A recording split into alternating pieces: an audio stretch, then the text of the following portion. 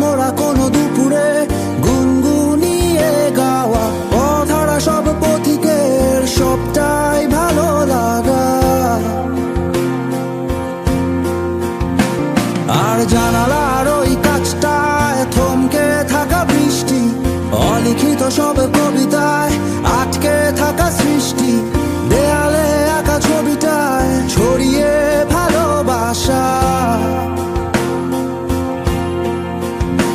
দেখো তোমার